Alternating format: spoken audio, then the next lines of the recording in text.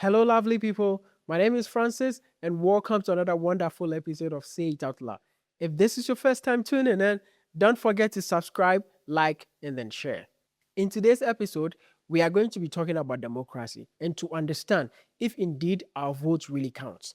Every election season, we keep hearing the same thing from our politicians and various organizations about how our vote is our power. But let's be honest, how many of us usually feel that power? Do you feel it? Does it really count, or it's just something politicians say to keep us hopeful? Today, we are rethinking democracy, what it promises, what it delivers, and what role we play beyond just showing up at the ballot box to vote. I won't even lie to you. In theory, democracy is very beautiful. It's supposed to mean power in the hands of ordinary people like you and I. One person, one vote, equal say. Leaders are meant to serve, not rule. The system should guarantee freedom, justice, and accountability. But do we get that? I leave that to you to answer. Let me ask you this. When you look around your community, does democracy feel like it belongs to you? Or does it feel like something that belongs to only the political elite? For many, in your case and my case, it feels like the latter. And that's where the crack begins to show. On paper, our democracies look very impressive.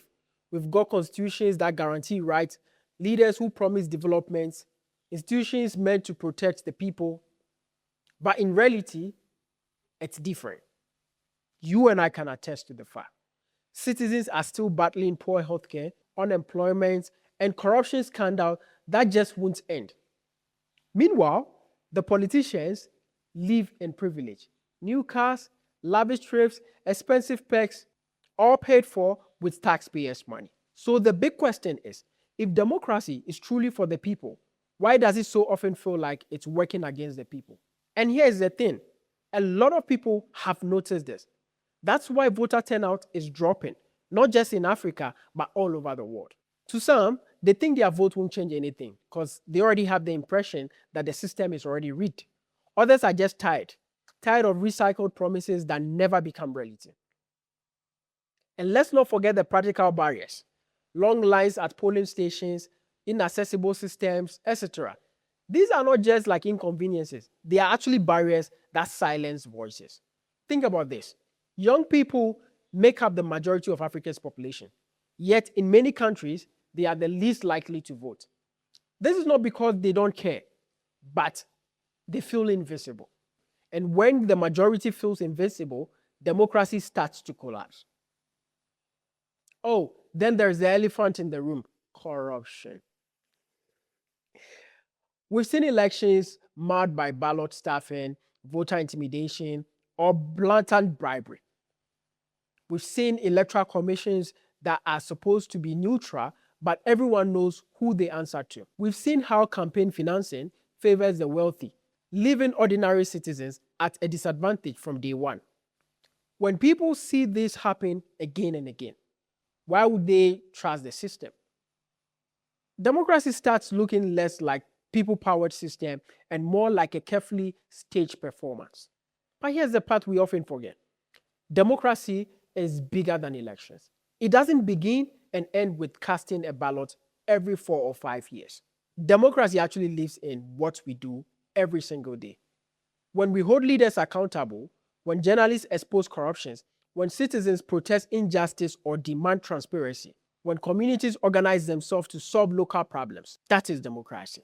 Think about movements like EndSARS in Nigeria or the global climate strikes led by young people. Those weren't about elections, they were about citizens reclaiming power.